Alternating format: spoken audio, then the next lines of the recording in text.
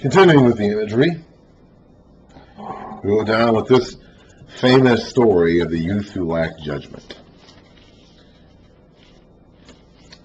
My son, keep my words and store up my commands within you. Keep my commands and you will live. Guard my teachings as the apple of your eye. Bind them on your fingers. Write them on the tablet of your heart. Say to wisdom, you are my sister, and call understanding your kinsman. Brothers and sisters, as we'll read about in the Song of Solomon, were allowed a degree of greater public affection for each other than husbands and wives were. We would not consider that appropriate today. But in their day and time, brothers and sisters could engage in public affection to a degree greater than husbands and wives could. So say to wisdom, you are my sister, and call understanding your kinsman. They will keep you from the adulteress, from the wayward wife with her seductive words. At the window of my house, I looked out through the lattice. I saw among the simple, I noticed among the young men, a youth who lacked judgment. He was going down the street near her corner. He was going down the wrong road, in other words. Walking along in the direction of her house. At twilight, as the day was fading, as the dark of night was setting in. Now, that's his mistake right there. He was in the wrong place at the wrong time, going down the wrong road. Then the woman came out to meet him, dressed like a prostitute and with crafty intent. She is loud and defiant. Her feet never stay at home. Now in the street, now in the squares. At every corner she lurks. She took hold of him and kissed him. And with a brazen face she said, I have fellowship offerings at home. Today I fulfilled my vows. So I came out to meet you. I looked for you and I have found you. She wasn't actually looking for this guy. She was looking for anybody she could find. I have covered my bed with colored linens from Egypt. I have perfumed my bed with myrrh, aloes, and cinnamon. Come, let's drink deep of love till morning. Let's enjoy ourselves with love. My husband is not at home. He has gone on a long journey. He took his purse filled with money and will not be home till full moon. With persuasive words, and now we're back to the speaker again. With persuasive words, she led him astray. She seduced him with her small talk. All at once he followed her, like an ox going to the slaughter. When they brought their bulls and their sheep and their goats and all that to the place of sacrifice, those animals went with them. You know, those animals didn't have any idea what was about to happen to them. They didn't realize they were about to have their blood shed and their bodies burned up and eaten. They just went along.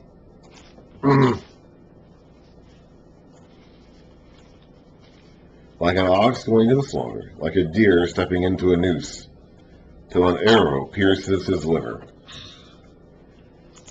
Like a bird darting into a snare, little knowing that it will cost him his life. Now then, my sons, listen to me. Pay attention to what I say. I guess that guy is gone. I don't know what happened to him. I guess his story is over. He got caught in a snare and he's history now. Listen to me. Pay attention to what I say. Do not let your heart turn to her ways or stray into her paths. Many are the victims she has brought down. Her slain are a mighty throng. Her house is a gateway to the grave, or a highway to the grave, leading down to the chambers of death. Does not wisdom call out? Does not understanding raise her voice? On the heights along the way where the paths meet, she takes her stand. This is the good woman. This is Lady Wisdom, not Lady Folly, not the seductress, the temptress, the adulteress. Besides the gate leading into the city, at the entrances, she cries out. So what the seductress does is ambush you in the dark paths in the twilight of the day when you're not ready for it. Lady Wisdom will call out in the public place in the middle of the city in a loud voice, but it's not to catching anyone by surprise. It's not being done in a darkened corner in the alleys at the end of the day. To you, O men, so here's Lady Wisdom speaking again. To you, O men, I call out. I raise my voice to all mankind. You who are simple, gain prudence. You who are foolish, gain understanding. Listen, for I have worthy things to say. I open my lips to speak what is right.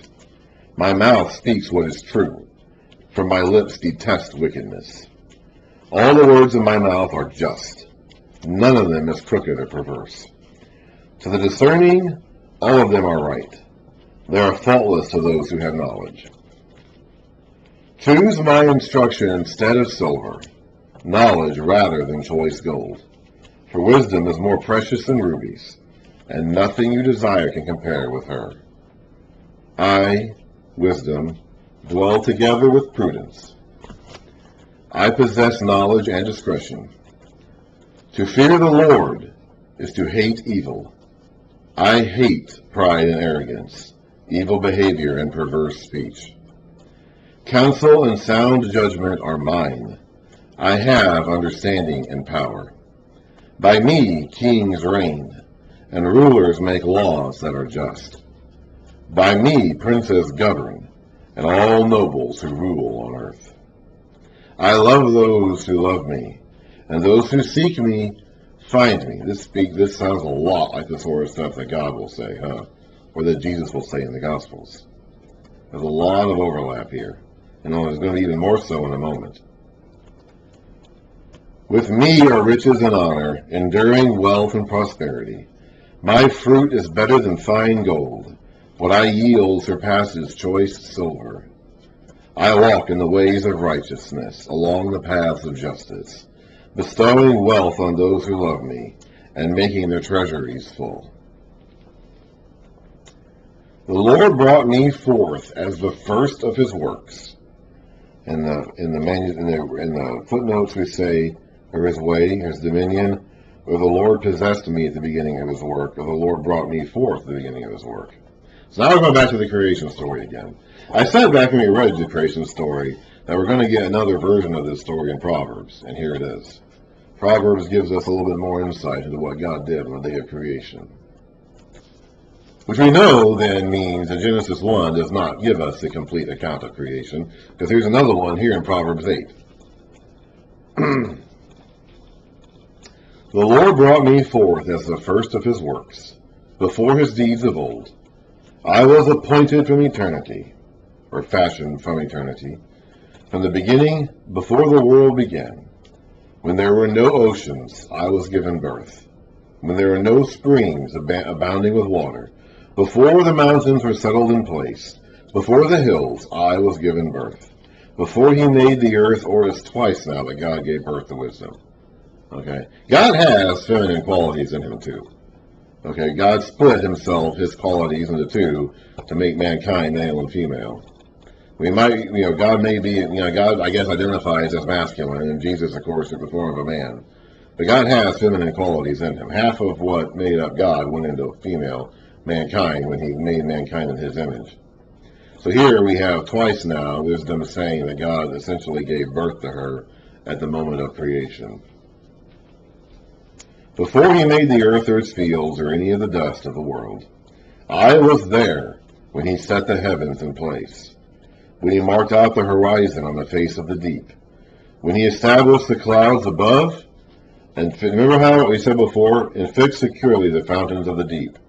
Remember how we said before that he divided the waters above, the waters below, and he made the sky between them to form as a barrier between the waters above and the waters below. They thought that the sky was a solid dome that kept out the waters above the sky, the ocean above the sky. And so we're seeing a bit of that mindset reflected here again, too. When he gave the sea its boundaries so the waters would not overstep his command, and when he marked out the foundations of the earth. This sounds a lot like God's talk about himself at the end of the book of Job, doesn't it? Then I was a craftsman at his side. I was filled with delight day after day, rejoicing always in his presence, rejoicing in his whole world, and delighting in mankind. So wisdom was there when God spoke the world into being. He infused his entire creation with wisdom. I think what this is saying here is that when God said, "Let there be light, and let there be land, and let the land teem of living creatures, and all that stuff, and let us make man in our image," when he did all that, as he said all that, he was infusing every aspect of his creation with some form of his wisdom.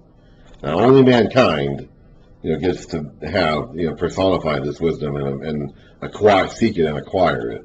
And, it says, rejoicing in the world and delighting in mankind. And I believe that what this is saying is that as God spoke, everything he spoke into being was infused with some of his wisdom. His wisdom governed all of the rules of creation that he spoke into being. Now then, my sons, listen to me. Blessed are those who keep my ways. Listen to my instruction and be wise. Do not ignore it. Blessed is the man who listens to me, watching daily at my doors, waiting at my doorway. Whoever finds me finds life and receives favor from the Lord. Whoever fails to find me harms himself. All who hate me love death. If you don't choose the right path, if you don't choose the path that leads to the tree of life, you're going to go to your death. We read a moment ago about how she is a tree of life to those who embrace her. So if you don't choose the path that leads to the tree of life, you're going to go to your death. Maybe not today. When Adam and Eve ate the fruit of the tree, they didn't die for 900 plus years, or Adam didn't at least. But you're going to go to your death. We read also in the days of in the account of Solomon and Kings that he told one of those guys that he was leftover unfinished business from the days of David that I'm going to put you under house arrest here in Jerusalem, and the day that you leave Jerusalem, you are guaranteed to die. And he did leave Jerusalem, and eventually he died because of it.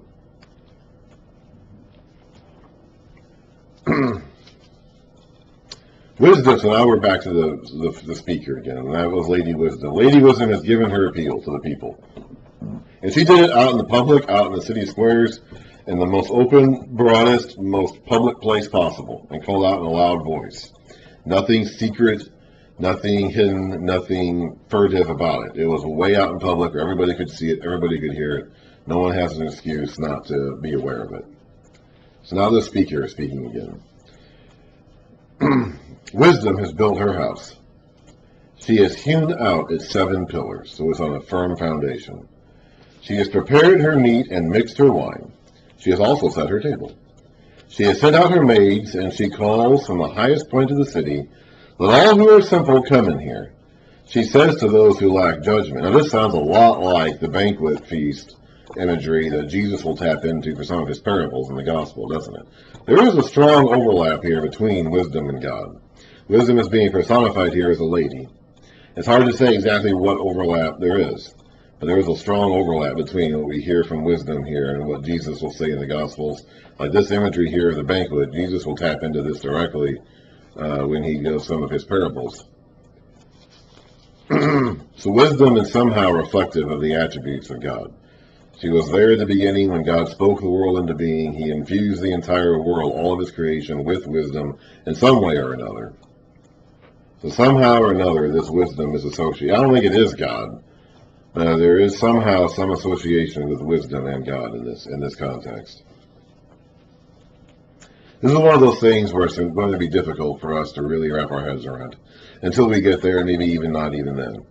We think of it in terms of the Trinity, Father, Son, Holy Spirit. That actually, I think that's accurate, but that concept, although you see it reflected in the Bible, especially the New Testament, it really isn't taught in the Bible. Like there's no passage that kind of expounds on this direct teaching. You do see this mentioned. You're baptizing in the name of the Father, Son, and Holy Spirit. There is this idea of these three. But there are also other things about God that we don't know about. Like in the Old Testament, we read about the angel of the Lord. Like, what is the angel of the Lord? Whatever it is, it seems to speak with the authority of God. It seems to speak on behalf of God. Some people say he's the Son before birth. Do we really know that? I mean, do we? Do we really know that? We really don't. Here we have a being called Lady Wisdom. That isn't God, apparently, but is somehow associated, very strongly associated with God.